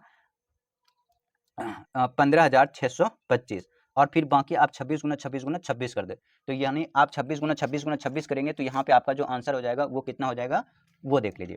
ठीक है, गुना करके एक बार चेक। ठीक है, तो 26 गुना 26 गुना 26 करेंगे तो आपका आंसर आएगा कितना 17,576। अब आपका क्या होगा, ये हो गया आपका प्रिंसिपल और ये आ गया आपका अमाउंट। ठीक है, तो आप इसमें से ये माइनस कर देंगे 17,000, क्या करेंगे 17,576 में माइनस कर दीजिए 15,625, तो आपका यहाँ निकल जाएगा कितना 6 में 5 गया 1, और यहाँ पे देखिए 6 में 5 में 15,625 क्या था 15,625, और ये 15,576, ये 76 है, ये 76 है। ठीक है 76, तो 6 में 5 गया 7 में 2 गया कितना बचा 5, 15 में 6 गया यहाँ बता 9, और यहाँ पे 6 में 5 गया 1, कितना आया 1951। आंसर को जाएगा ऑप्शन नंबर बी हो जाएगा, और बीपीएससी ने भी क्या माना है बी माना है। ठीक है, तो ये तो था शॉर्टकट तरीका। अब आपको दूसरे तरीका से भी कर सकते थे। दूसरा तरीका क्या है, तो यहाँ पे आपको फॉर्मूला लगाना था। फॉर्मूला क्या है देखिए, कंपाउंड अमाउंट, देखिए फॉर्मूला क्या होता है ये देखिए, अमाउंट निकालने के लिए फॉर्मूला होता है P इंटू 1 प्लस में R बटे में 100 पावर में आपका होता है N, N बोले तो टाइप, इससे आपका निकल जाता है अमाउंट। ठीक है, इस अमाउंट में आप निकाल देंगे प्रिंसिपल यानी माइनस कर देंगे तो आपका निकल जाएगा क्या CI, ये आपका निकल जाएगा CI। ठीक है, समझ पा गए होंगे आप, तो ये पॉइंट को आप याद रखिएगा। ठीक है, ये है आपका CI का फॉर्मूला। आप CI निकालने के लिए एक और आपने फॉर्मूला पढ़ा होगा, कौन सा, ऐसे P ब्रैकेट बंद यहाँ पे 1 फिर प्लस में R बटे में 100 पावर में T माइनस में 1, और इस तरीके से। तो आप इस फॉर्मूले पे भी लगा सकते हैं, वही सेम आंसर आएगा, ये R है। ठीक है, तो यहाँ CI इस तरीके से भी निकाल सकते हैं, वही आपका सेम एग्जैक्ट आंसर आएगा। चलिए अगला प्रश्न है, अब वो देख लेते हैं। अगला प्रश्न है, यदि समीकरण ये है तो मूलों का गुणनफल 3 हो तो के निकालिए। मूलों का गुणनफल का मतलब होता है जो मूल क्या होता है वो अल्फा इंटू में बीटा, अल्फा इंटू बीटा। जब किसी समीकरण को यानी द्विघात समीकरण को सॉल्व करते हैं तो अल्फा बीटा निकलता है, और अल्फा गुना बीटा दे रखा है कितना 3 दे रखा है, तो आपको के का मान निकालना है। तो अल्फा इंटू बीटा, सबसे पहले आपको ये यहाँ पे याद होना चाहिए कि अल्फा इंटू बीटा का फॉर्मूला क्या होता है। अगर आपको फॉर्मूला याद नहीं होगा तो आप इसे सॉल्व नहीं कर सकते हैं। तो यहाँ पे देखिए अल्फा इंटू बीटा का फॉर्मूला होता है C/A, ये होता है, ये क्या होता है फॉर्मूला। अब ये यहाँ ये सारे कहाँ है 10th क्लास में है, C/A। तो अब यहाँ पे देखिए क्या था equation 3k x square minus 25 के एक्स प्लस में k प्लस में 8 इक्वल टू 0। अब ये वाला हो गया आपका A, ये आपका हो गया B, और ये हो गया आपका C। तो यानी देखिए अल्फा इंटू बीटा बराबर C कितना है k प्लस में 8 अब बटे में A कितना है 3k, तो यहाँ लिख देंगे 3k। अब ये अल्फा इंटू बीटा दे रखा है, क्या दे रखा है, यहाँ 3 दे रखा है, यानी अल्फा इंटू बीटा की जगह पे हम क्या रख देंगे, 3 रख देंगे। तो यहाँ पे आप ये रख सकते हैं क्या, 3। तो इस जगह पे हम यहाँ पे रख देते हैं 3, ठीक है, यहाँ पे हम रख देते हैं 3। अब यहाँ पे हमने रख दिया 3। तो अब इससे से गुना कर देंगे, 3 से 9 है, 3 3 9 के प्लस में के प्लस में 8। अब इस के को इधर ले आएंगे, इस के को इधर ले आएंगे, तो 9 के माइनस में के बराबर में कितना हो जाएगा, 8। तो 9 के में 1 के चला गया, कितना बचेगा, 8 के बचेगा। तो 8 के बराबर क्या होगा, 8 8 8, ठीक है, कट जाएगा। तो यहाँ अपनी के का मान कितना आ जाएगा, 1। के का मान कितना आ जाएगा, 1, जो कि बीपीएससी ने भी क्या माना है, 1। आई होप आपको समझ में आ गया होगा कि किस तरीके से उसको सॉल्व करना था। चलिए अगला प्रश्न देख लेते हैं। प्रश्न नंबर यहाँ पे पूछा है 12। एक वृत्त की, ये तो शायद हमने कर लिया, हाँ अभी अभी हमने करा, जो हमारा यहाँ पे आंसर आ गया क्या, ऑप्शन नंबर बी यानी कि 60 आया था, ठीक है। चलिए अब अगला प्रश्न देख लेते हैं। अगला प्रश्न ये है 16 यानी कि 6, ये तो हमने कर लिया, कौन सा, ये हमारा हो गया 14 हो गया, 14 के बाद 15 आना था ना, 15 क्वेश्चन नहीं आ पाया यहाँ पे। अच्छा चलो कोई नहीं, देख लेंगे यहाँ पे, ये तो हो गया 16, देख लेते हैं। अब ये प्रश्न नंबर 16 है, क्या पूछा है देखिए, एक समकोण त्रिभुज की ऊंचाई इसके आधार से 6 सेंटीमीटर कम है, यदि अतिभुज कर्ण इतना हो तो अन्य दो भुजाएं ज्ञात करें। सबसे पहले आपको क्या बनाना है, एक समकोण त्रिभुज बनाना है। यहाँ पे देखिए ये कह रहा है एक समकोण त्रिभुज है, अब कह रहा है कि त्रिभुज की ऊंचाई इसके आधार से 6 सेंटीमीटर कम है, यानी कि आधार 6 है तो इसका 6 सेंटीमीटर कम है, और ये कर्ण दे रखा है, कितना दे रखा है, 218। तो इसको दो तरीके से कर सकते थे, ये आपको दोनों निकालना है। दो तरीका क्या है कि आप ये दोनों एंगल, ये और ये साइड दोनों दे रखा है, तो इसका भी स्क्वायर कर लीजिए, इसका भी स्क्वायर कर लीजिए, इसके बराबर जो आएगा वही आंसर होगा, नहीं आएगा तो नहीं होगा। जैसे 5 है, 5 का स्क्वायर करेंगे 25, 11 का करेंगे तो 121, 5 1 6, ये आ रहा है, नहीं आ रहा है तो ये तो होगा ही नहीं। ये देखिए 9 9 81, अब प्लस में 15 225, 5 1 6, ये आ रहा है, नहीं आ रहा तो ये भी नहीं होगा। ये देखिए 10 100 और ये 16 गुना 16 256, यहाँ पे 6 5 और 3, ये आ रहा है, ये भी नहीं आ रहा, तो इनमें से एक से अधिक तो होगा नहीं, तो ऑप्शन नंबर क्या हो जाएगा, ई हो जाएगा। एक तो इस तरीके से आप इसको सॉल्व कर सकते थे, यानी ऑप्शन के द्वारा, ठीक है। दूसरा यहाँ पे क्या है, इसको सॉल्व कर लेंगे क्या, कि यहाँ पे हाइपोटेनस पाइथागोरस थ्योरम लगाएंगे, क्या, कर्ण स्क्वायर बराबर, क्या होता है, कर्ण स्क्वायर बराबर, यानी कि कर्ण स्क्वायर बराबर, ये कर्ण है, कर्ण स्क्वायर बराबर लंब स्क्वायर, लंब कितना है, x माइनस में 6, लंब स्क्वायर अब प्लस में आधार स्क्वायर। तो अब यहाँ इसको स्क्वायर करेंगे तो सिर्फ 218 बचेगा, a माइनस बी का होल स्क्वायर लगाएंगे तो a square minus 2ab, a क्या है x, और b कितना 6, तो 6 दूनी 12, 6 दूनी 12 x, 2ab, a square minus 2ab plus में b स्क्वायर, b कितना है 36 है, तो यहाँ पे 6 है तो 6 का 36 प्लस में x स्क्वायर। अब यहाँ पे देखिए क्या आ जाएगा, 218, एक एक्स स्क्वायर प्लस एक एक्स स्क्वायर कितना हो गया, 2x स्क्वायर, ठीक है। और यहाँ पे कितना हो जाएगा, माइनस में 12x अब प्लस में 36। अब इस 36 को यहाँ पे क्या कर सकते हैं, 2 कॉमन ले लीजिए, या फिर 36 को इधर ले आइए, चलिए 2 को कॉमन ले लेते हैं, तो यहाँ क्या आ जाएगा 2 और यहाँ आएगा एक्स स्क्वायर और यहाँ पे 6x अब प्लस में यहाँ पे 18। अब इसको कटा दीजिए, 2 एकम 2 और यहाँ पे 2 एकम 2 और यहाँ पे 0, दोनों में 18, 109 बराबर में क्या आ जाएगा, एक्स स्क्वायर माइनस में 6x प्लस में 18। अब आप क्या करेंगे, इस 18 को इधर ले आइए, ठीक है, तो 18 यहाँ पे माइनस हो जाएगा, तो माइनस हो जाएगा तो यहाँ पे लिख सकते हैं एक्स स्क्वायर माइनस 6x, और यहाँ पे ये वाला इधर लाएंगे तो ये हो जाएगा क्या, 6x यहाँ पे आ गया। उसके बाद क्या करेंगे, माइनस, तो 18 इन माइनस कर देंगे तो 9 और 9 इसमें माइनस करेंगे तो कितना हो जाएगा, 91, 91 9 100, 91 बराबर में क्या आ जाएगा, 0। अब इसको आपको करना क्या पड़ेगा, सॉल्व, यानी इसको आपको करना पड़ेगा सॉल्व, यानी कि ये क्या बन गया आपका क्वाड्रेटिक इक्वेशन, क्या बन गया, quadratic equation, x square minus 6x minus 91 बराबर 0, ठीक है। चलिए इसको सॉल्व कर लेते हैं आप, ठीक है, चलिए इसको सॉल्व कर लेते हैं। क्या इक्वेशन हमारा बना था, हमारा जो इक्वेशन बना था वो क्या बना था, वो बना था, देखिए ठीक है, यहाँ पे देखिए वो हमारा बना था एक्स स्क्वायर, क्या बना था, x square minus 6x minus 91 equal to 0, यही बना था हमारा इक्वेशन, तो यही बना था ना। चलिए अब इसको सॉल्व कर लेते हैं, तो यहाँ पे क्या कर सकते हैं, 13 7 91 यानी एक्स स्क्वायर 13 7 91 7, हाँ 13 7 91, पहले 13 लिख लेते हैं, पहले 7 भी लिख सकते हैं, 13 7 91, 13 प्लस में 7, एक्स माइनस में 91 बराबर में 0। अब आप क्या करें, एक्स कॉमन ले लीजिए, तो यहाँ पे क्या हो जाएगा, एक्स माइनस में 13, अब यहाँ से आप 7 कॉमन ले लीजिए, 7 कॉमन आप लेंगे तो यहाँ x माइनस में 13 बराबर में 0। अब आप क्या करें, यहाँ देखिए x प्लस में 7 और ये बचा क्या, यहाँ पे x माइनस में 13 बराबर में 0। अब आप ये सकते हैं x बराबर -7 और चूंकि यहाँ पे साइड पूछा है तो ये वाला आंसर नहीं होगा क्योंकि ये नेगेटिव है, और x बराबर क्या आ जाएगा 13। ठीक है, तो अब यहाँ पे देखिए ये था हमारा समकोण, क्या था यहाँ पे था 218 और ये था x और ये था x माइनस 6, यानी कि ये वाला आपका एक साइड आ गया कितना 13, एक आ गया 13 और 13 में 6 गया 7, एक आ गया 7, यानी कि एक आंसर है 7 और एक है 13, 7 और 13 कहीं है, कहीं नहीं है, तो इसका मतलब जो हमारा ऑप्शन कौन सा होगा, ऑप्शन नंबर ई हो जाएगा।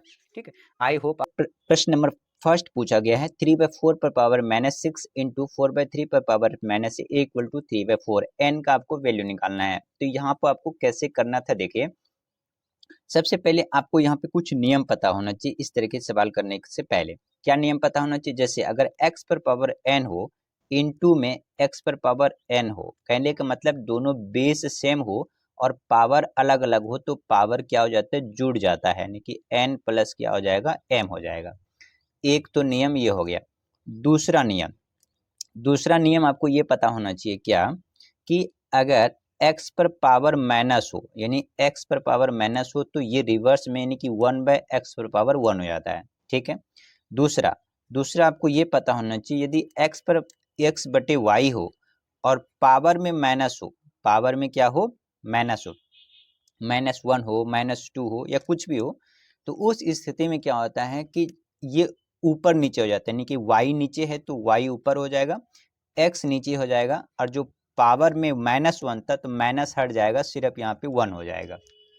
ठीक है, या 1 हो सकता है, n यहाँ के n मान सकते हैं, n मान लीजिए तो यहाँ पे n हो जाएगा। तो इस तरीके से ये रूल आपको पता होना चाहिए। और इसके अलावा चौथा रूल ये है कि यदि x पर पावर 0 हो, यानी कि मान लीजिए कोई भी नंबर है और उसके पावर में अगर 0 हो तो उसका वैल्यू हमेशा 1 होता है। तो ये सारी बात आपको पता होना चाहिए इस तरीके के क्वेश्चंस को सॉल्व करने के लिए। ठीक है, चलिए अब हम इसको सॉल्व करते हैं। तो जैसे देखिए कि यहाँ पर 3/4 है तो यहाँ पे हम ऐसे लिख देते हैं, यहाँ पे 3/4। ठीक है, हमने क्या करा, 3/4 यहाँ पे हमने कर दिया। पावर में क्या है, -6 तो -6 ले दिया।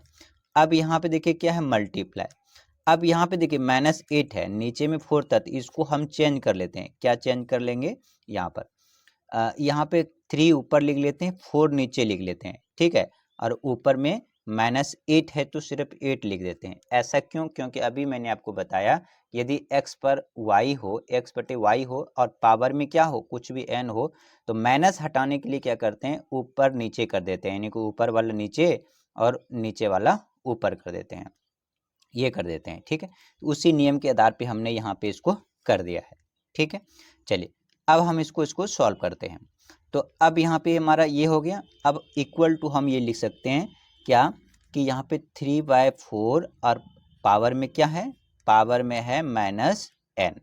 तो अब देखिए बेस दोनों जगह सेम है तो पावर क्या होगा, जुड़ जाएगा। अभी अभी हमने सीखा है, तो यानी कि 3/4 पावर में ये जुड़ जाएगा, तो माइनस में 6 अब प्लस में क्या हो जाएगा 8, अब बराबर में 3/4 और पावर में क्या हो जाएगा n, यही हो जाएगा। अब देखिए यहाँ पे क्या हो जाएगा 3/4 तो 8 माइनस प्लस माइनस 8 में 6 जाएगा तो क्या बचेगा 2, अब बराबर में 3/4 और पावर में क्या हो जाएगा n। अब यहाँ पे एक रूल ये भी होता है क्या, कि यदि दोनों के बराबर में इक्वल हो तो पावर भी क्या होगा, इक्वल होगा। यानी कि एक रूल यहाँ पे ये याद रखेंगे, यदि x बराबर x हो यानी और पावर में m और यहाँ पे n हो, यानी बेस सेम हो तो पावर भी क्या हो जाता है, इक्वल हो जाता है, यानी m बराबर क्या हो जाएगा, n हो जाएगा। तो इसका मतलब कि यहाँ पे दोनों बेस सेम है तो यहाँ पावर क्या हो जाएगा, इक्वल, तो आंसर क्या हो जाएगा हमारा n बराबर 2 हो जाएगा। ठीक है, यहाँ पे कहीं 2 आपका है नहीं है तो कौन सा आंसर होगा, ऑप्शन नंबर ई होगा। और बीपीएससी ने भी क्या आंसर माना है, ई ही माना है। ठीक है, आई होप आपको ये समझ में आ गया होगा।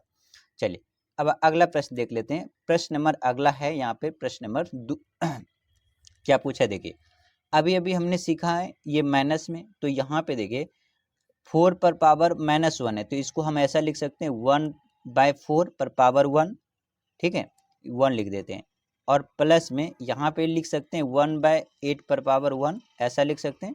और ये क्या है, भाग है, यहाँ क्या है, डिवाइड है, और ये 1/, क्या है 1/3/2। तो इस माइनस को हटाने के लिए हम इसको ऐसे लिख सकते हैं 2/3 ऐसे लिख सकते हैं, ऊपर माइनस हमारा हट गया।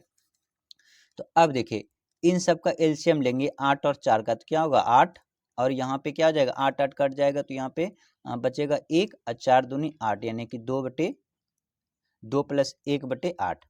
यहाँ पे क्या है भाग, तो हम इसको सॉल्व कर लेंगे तो क्या हो जाएगा 2 दूनी 4, 2 दूनी 4 और नीचे क्या है 3, 3 तिया 9, तो ये नीचे यहाँ पे क्या हो जाएगा 9। तो इस 9 को हम ऊपर कर सकते हैं या नहीं कर सकते हैं, बिल्कुल हम यहाँ पे कर सकते हैं। चलो हम आपको यहाँ बताते हैं ऐसा कैसे करेंगे। यहाँ पे देखिए तो यहाँ पे ऐसे लिख देते हैं डायरेक्ट 3 तिया 9। अब यहाँ पे देखिए ये बट्टे में था तो यहाँ हम ऐसे लिख सकते हैं 1/1 और यहाँ पे 9 ऊपर लिख सकते हैं और नीचे में 4, तो यानी कि 9 ऊपर हो जाएगा, तो यहाँ 2 और 1 कितना हो जाएगा 3, अब बट्टे में क्या हो जाएगा 8 और इस वाली संख्या 9 एकम 9 और 4 एकम 4 यानी कि 9 ऊपर नीचे में 4, ये हमने लिख दिया। अब हम यहाँ क्या करेंगे 3/8 इंटू इस भाग को गुना में बदल देंगे, जो नीचे है उसको ऊपर लिख देंगे और जो ऊपर है उसको नीचे लिख देंगे। अब 4 दूनी 8 ये कट गया और 3 तिया 9 यहाँ कट गया।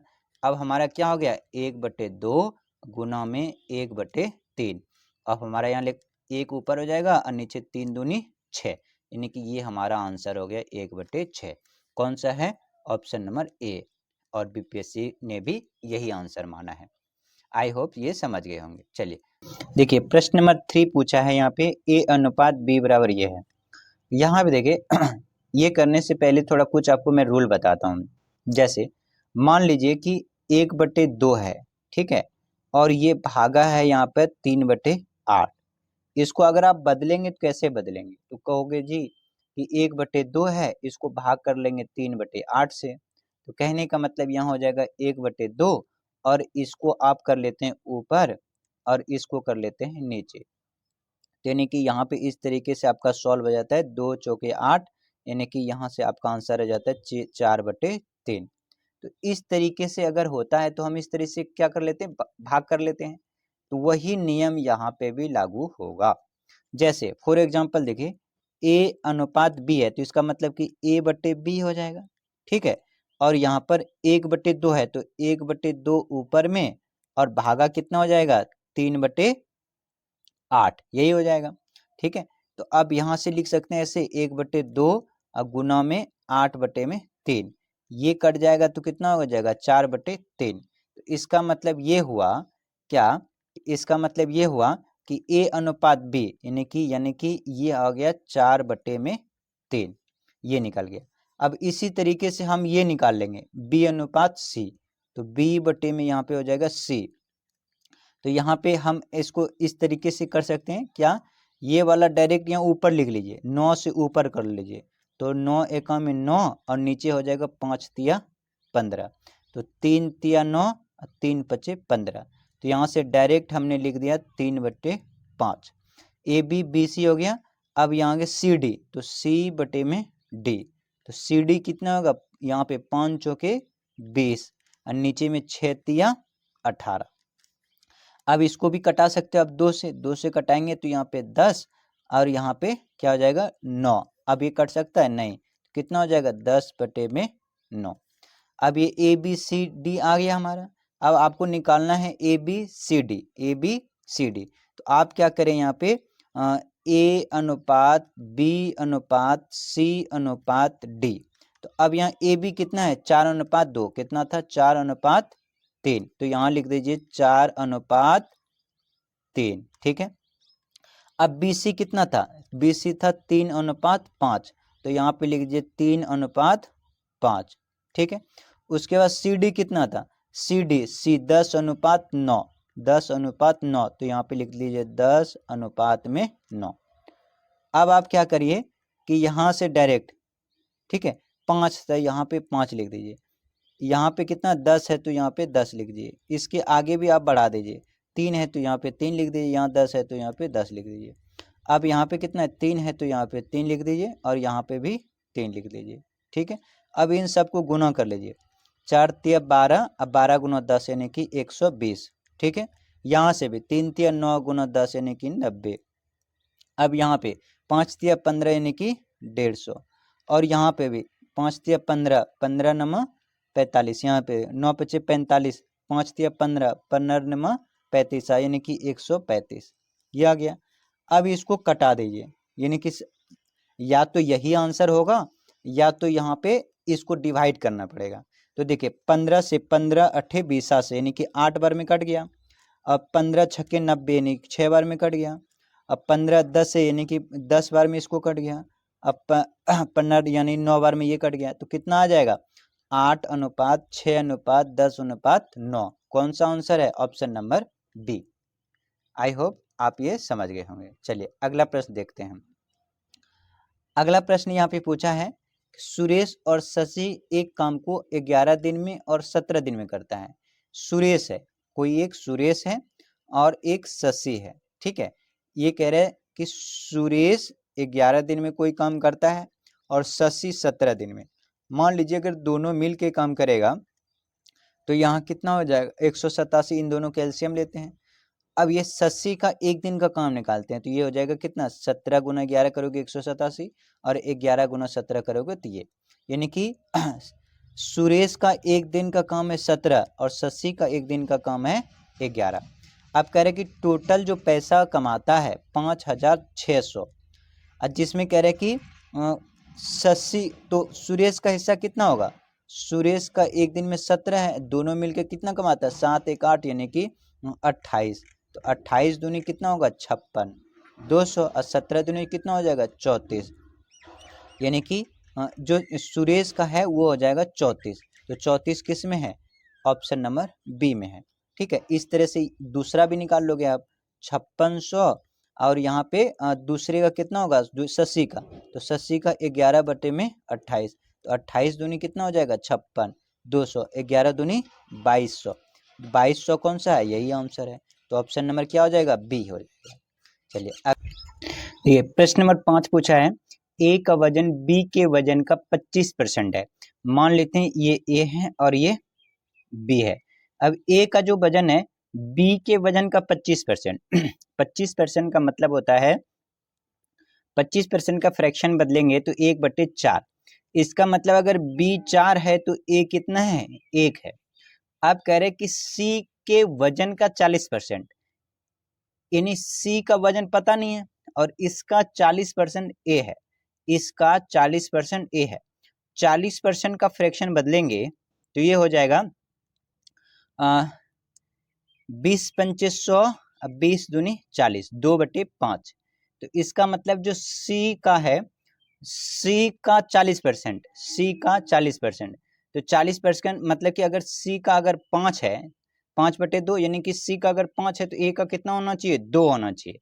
तो यहाँ पे 2 से इसको मल्टीप्लाई कर देंगे तो ये हो जाएगा 2, और इसको भी करना पड़ेगा तो ये कितना हो जाएगा 8, और ये कितना हो जाएगा 5।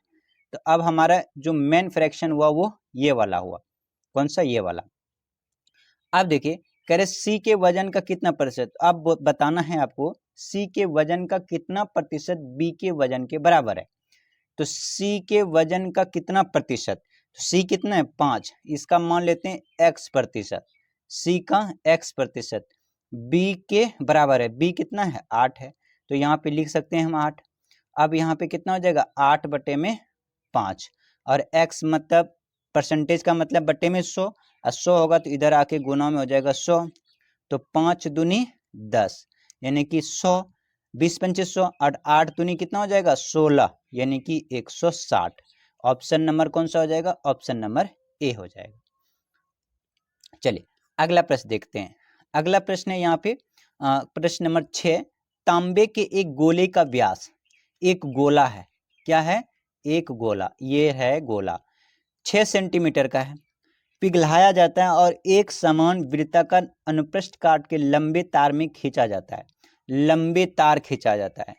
ये गोला है और इसको पिघलाकर एक लंबा तार बनाया जाता है। चूंकि तार किस प्रकार का होता है, तो तार एक गोलाकार होता है, बेलनाकार। तार कैसे होगा? तो बेलन के आकार का, तो ये बेलन बना देते हैं, तो ये हो जाएगा बेलन के आकार का, ठीक है। तो इस तरीके से आपका क्या हो गया? तार। तो अब पूछा है कि यदि तार की लंबाई यानी कि इसकी जो लंबाई है ये दे रखा है, इसकी लंबाई मतलब बेलन का ऊंचाई ये दे रखा है, कितना है 36 सेंटीमीटर, 36 सेंटीमीटर। तो अब यहाँ पे पूछा क्या है, इसकी त्रिज्या निकालना है। किसकी त्रिज्या? इस वाले की, यानी कि बेलन का त्रिज्या आपको निकालना है। गोले का त्रिज्या दे रखा है, यानी कि ये व्यास दे रखा है, व्यास दे रखा है कितना, व्यास दे रखा है 6, तो रेडियस कितना होता है इसका आधा, यानी कि आधा करेंगे तो कितना हो जाएगा 3। अब आपको क्या करना है, गोले का आयतन, गोले का आयतन होता है 4/3 पाई आर क्यूब।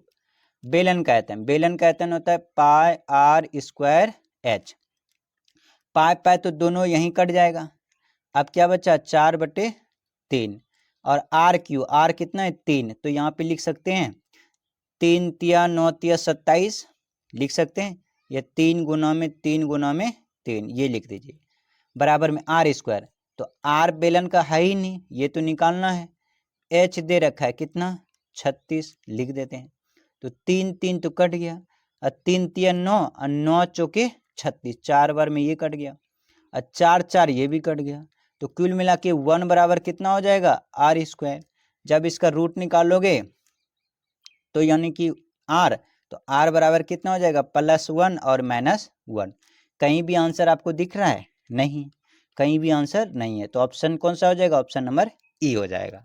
ठीक, चलिए अगला प्रश्न देखते हैं। प्रश्न नंबर 7 क्या पूछा है, दो वृत्त आंतरिक रूप से स्पर्श करते हैं, यानी कि दो वृत्त है, ये एक वृत्त ये है और दूसरा वृत्त ये है, ये दोनों क्या करता है स्पर्श कर रहा है। स्पर्श का मतलब होता है कि दोनों वृत्त एक दूसरे से सटा हुआ है, यानी कि स्पर्श कर रहा है। अब कह रहा है दोनों के सेंटर से, यानी कि इसका सेंटर ये हो गया और इसका सेंटर ये हो गया, यहाँ से यहाँ तक की दूरी कितना है 6 है, कितना 6 सेंटीमीटर। और उसके बाद क्या है, दोनों के क्षेत्रफलों का योग, एक मान लेते हैं इसका बड़ा कैपिटल आर और एक इसका स्मॉल आर, दोनों के क्षेत्रफलों का योग दे रखा है 116 पाई सेंटीमीटर स्क्वायर। तो वृत्त का क्षेत्रफल क्या होता है पाई आर स्क्वायर, दोनों का योग, तो ये भी हो जाएगा पाई आर स्क्वायर, ये हमने बड़ा माना था तो बड़ा हो जाएगा, दोनों दे रखा है कितना 116 पाई, 116 पाई। तो अब देखिए यहाँ से पाई पाई हम क्या ले लेंगे कॉमन, तो यहाँ हो जाएगा आर स्क्वायर, अब प्लस में यहाँ पे भी आर स्क्वायर, बराबर में क्या हो जाएगा 116 पाई। तो ये पाई और ये पाई कट जाएगा। अब यहाँ पे देखिए आर स्क्वायर यानी कि छोटे आर स्क्वायर और बड़े आर स्क्वायर का वैल्यू कितना होना चाहिए 116, तो यहाँ पे देखिए यही दोनों आर आपको निकालना है। तो अब यहाँ देखिए इस आर का स्क्वायर प्लस में इस आर का स्क्वायर, दोनों का स्क्वायर करने पर कितना होना चाहिए 116। क्या ये दोनों स्क्वायर करेंगे तो 116 आएगा, 16 गुना 16 करोगे 256, तो ये आंसर होगा नहीं। 10 गुना 10 करोगे यानी कि 100, 4 गुना 4 करोगे कितना आएगा 16, यानी कि 116। देखिए 116 आ रहा है या नहीं आ रहा, आ रहा है, तो ऑप्शन नंबर हमारा बी आंसर हो जाएगा।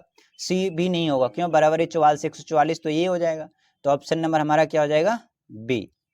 एक तो तरीका ये है, दूसरा तरीका ये है कि आप इसको यहाँ x मान लीजिए, ठीक है, छोटे आर को अगर यहाँ मान लीजिए छोटा आर कितना है x, ठीक है, तो बड़ा आर कितना हो जाएगा, बड़ा आर हो जाएगा 6 - x, यही हो जाएगा।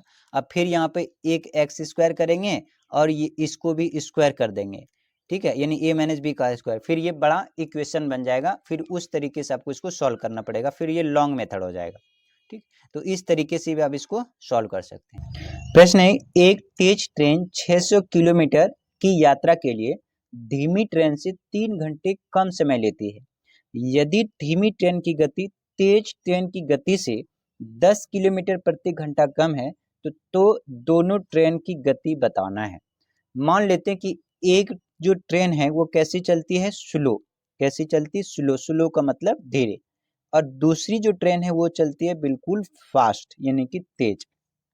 देखिए जो स्लो चलती है ये कह रहा है कि दोनों ही स्थिति में जो डिस्टेंस होगा वो कितना है 600 किलोमीटर, यानी कि टोटल दूरी कितनी तय करती है 600 किलोमीटर। अब यहाँ पे देखिए स्पीड क्या होता है, यदि धीमी ट्रेन की गति, धीमी ट्रेन ये है गति, तेज ट्रेन की गति से 10 किलोमीटर घंटा कम है, तो यहाँ मान लेते हैं कि इसकी जो स्पीड है वो कितना है x किलोमीटर प्रति घंटा। अब यहाँ पे क्या हो जाएगा x किलोमीटर।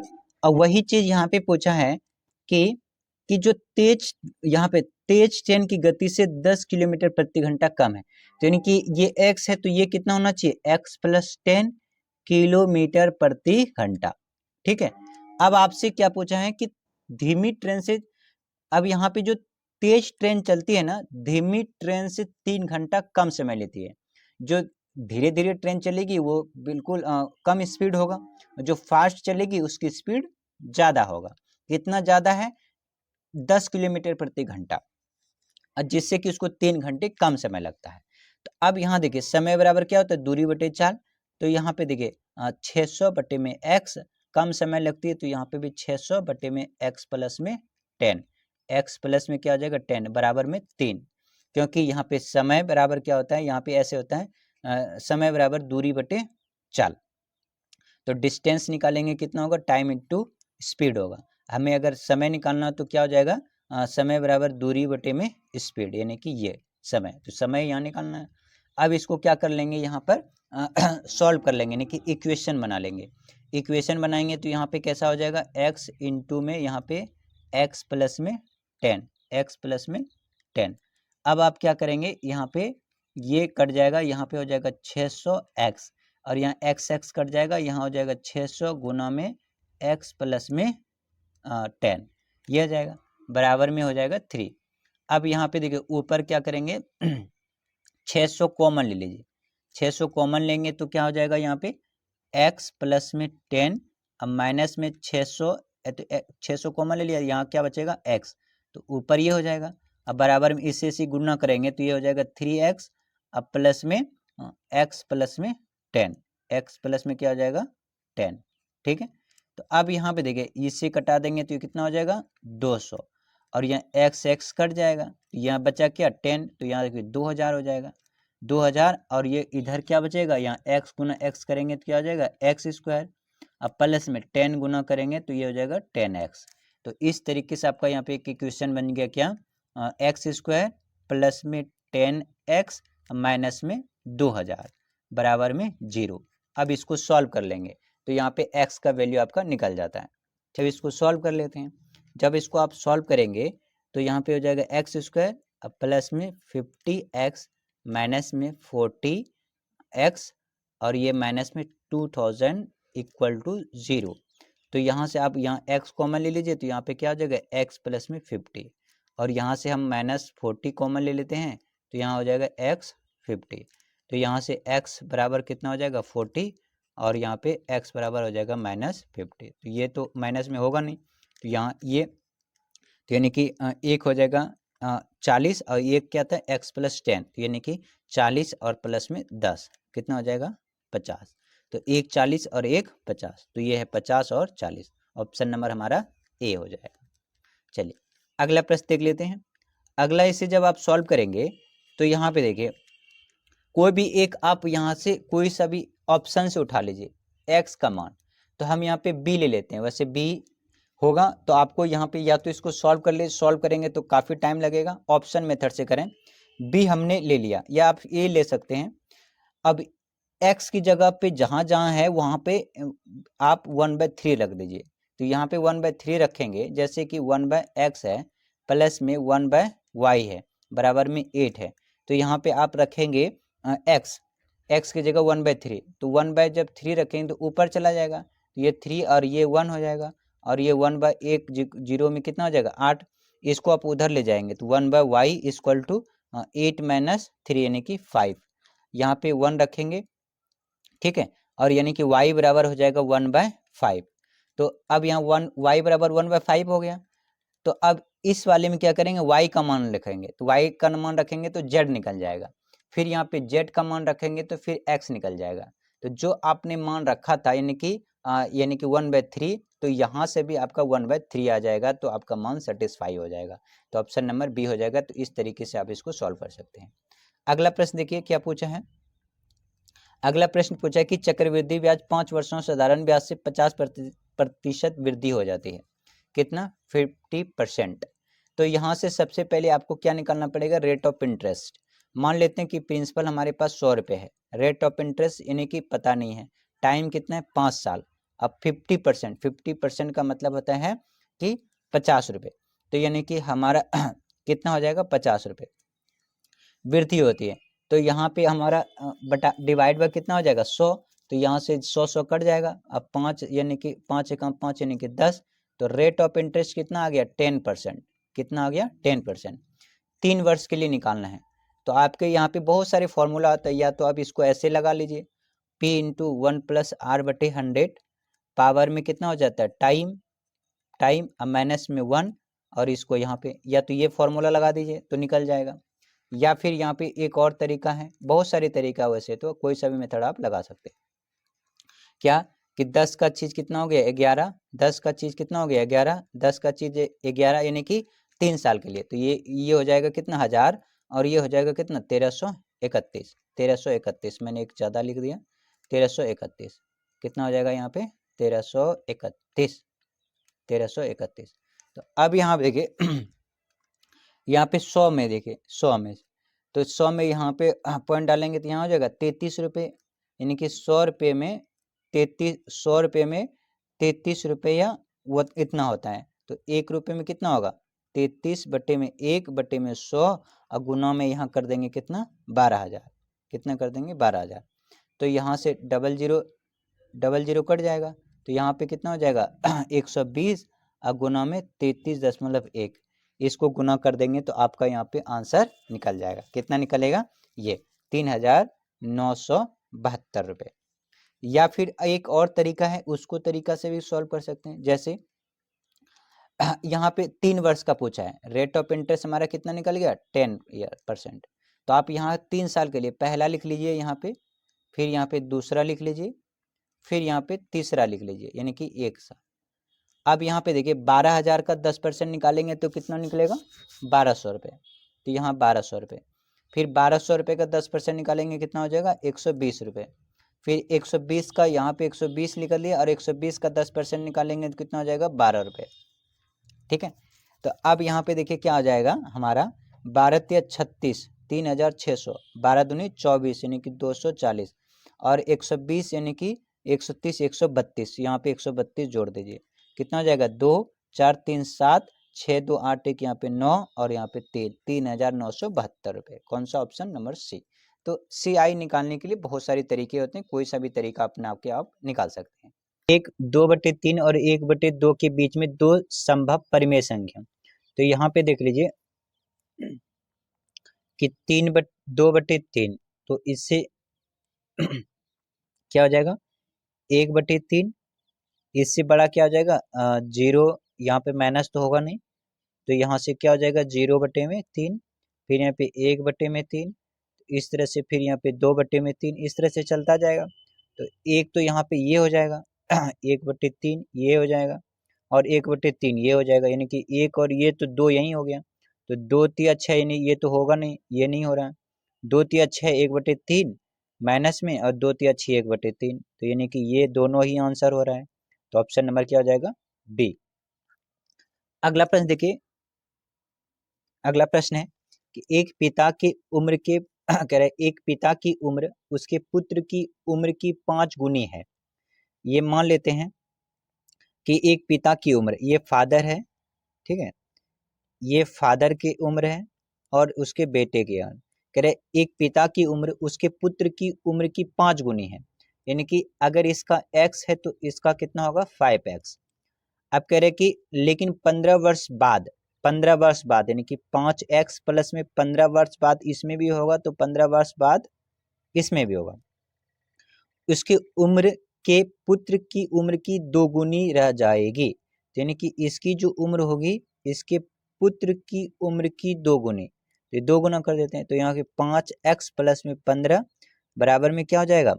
x, यानी कि 2 से गुना करेंगे 2x, प्लस में 15 गुना 30 करेंगे 30।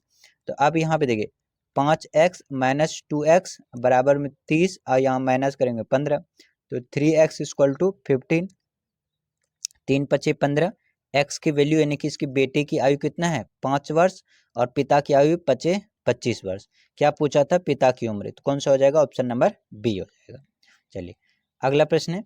अगला प्रश्न पूछा है कि नीलू 1 रुपये में 2 नींबू की दर से नींबू खरीदती है। ठीक है, यहाँ पे देखिए ये रुपीस है और ये क्वांटिटी है।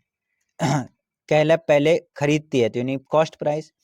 1 रुपये में कितना खरीदती है 2 नींबू, 1 रुपये में 2 नींबू, और बेचती कितना है उन्हें 3 रुपये में, यानी कि 3 रुपये में 5 नींबू बेचती है। तो सबसे पहले क्या करें कि क्वांटिटी सेम कर लें, यानी कि सेम करने के लिए क्या करें, यहाँ पे आप क्या करें 5 से गुना कर दें, तो यहाँ पे भी 5 से गुना करना पड़ेगा। यहाँ पे 2 से गुना कर दें तो यहाँ से भी 2 गुना करना पड़ेगा। इससे क्यों करें, क्योंकि 5 दूनी 10, 5 दूनी 10, यानी कि 10 खरीदा 10 बेचा। अब यहाँ देखिए 5 एकम 5, 3 दूना 6, यानी कि 5 रुपये में खरीदा 6 रुपये में बेचा, 1 रुपये उसको फायदा हो रहा है। कितने रुपये में 5 रुपये में 1 रुपये फायदा हो रहा है। तो 20 25 100 यानी 100 से गुना करेंगे तो 20 25 100, कितना फायदा हो रहा है 20%। कौन सा है ऑप्शन नंबर सी। चलिए अगला प्रश्न देखते हैं। अगला प्रश्न यहाँ पे देखिए पूछा है कि एक विद्यालय में प्रत्येक विद्यार्थी या तो हिंदी या अंग्रेजी या दोनों लेता है। तो उस स्थिति में कह रहा है कि 50.8% हिंदी और 64.2% अंग्रेजी लेते हैं। यदि दोनों विद्यार्थियों की कुल संख्या 500 हो तो कितने विद्यार्थी हिंदी और अंग्रेजी दोनों लेते हैं। तो देखिए कोई भी अपने आप का कितना होता है 100% होता है। तो यहाँ देखिए 50.8 क्या है हिंदी है, जबकि 64.2 कितना है अंग्रेजी है। ये हिंदी है ये अंग्रेजी है। तो 8 2 10, 4 1 5, 6 5 11, यानी कोई अपने आप का कितना होता है 100, लेकिन है कितना 115। 100 माइनस कर देंगे कि कितना ज़्यादा बता रहा है 15%। ज़्यादा 15% इसलिए बता रहा है क्योंकि वो दोनों में आ रहा होगा। दोनों में आ रहा होगा कहने का मतलब कि ये हिंदी हो गया और ये इंग्लिश हो गया। तो यानी कि अगर ये जो ये 15 की बात कर रहा है तो 15 ज़्यादा इसलिए हो रहा होगा ना कि ये दोनों में आ रहा होगा। तो टोटल विद्यार्थी कितना है 500। अब 15% दोनों आ रहा है हिंदी और अंग्रेजी, तो 5 15 इसका निकाल देंगे तो 100 कट जाएगा, 15 25 कितना हो जाएगा 75। आंसर कौन सा होगा ऑप्शन नंबर सी। अगला देख लीजिए। अगला प्रश्न यहाँ पे पूछा है ये कि निम्नलिखित का मान ज्ञात कीजिए। तो आप सभी जानते हैं अगर x का पावर m हो, अगर बेस सेम हो तो पावर क्या हो जाता है जुड़ जाता है, m प्लस n हो जाता है। तो इसका मतलब देखिए बेस सब में क्या है सेम है, तो ऊपर क्या हो जाएगा इससे से मल्टीप्लाई करेंगे तो क्या हो जाएगा ए बी, और यहाँ माइनस क्या हो जाएगा ए सी, ये हो जाएगा। तो ऊपर सारे जुड़ेगा तो यहाँ पे इसको भी जोड़ देते हैं बी सी माइनस में ए बी, यहाँ पे भी वही जुड़ेगा क्या हो जाएगा ये क्या है सी, तो यहाँ पे ए सी माइनस में बी सी। अब देखिए यहाँ प्लस ए सी यहाँ माइनस ए सी कट गया, यहाँ पे प्लस बी सी यहाँ माइनस ए सी ये कट गया, यहाँ plus B C A B यहाँ माइनस ए बी कट गया। तो x बराबर क्या हो गया पावर में 0। कोई भी संख्या के पावर में 0 हो तो उसका वैल्यू कितना होता है 1, तो ऑप्शन क्या हो जाएगा बी। ठीक है, तो ये कुल मिला के 16 प्रश्न पूछे गए थे जो कि आई होप आप सारे समझ चुके होंगे। अगर इस चैनल पे नए तो कृपया चैनल को सब्सक्राइब जरूर कर लीजिएगा। Thank you, bye bye, take care.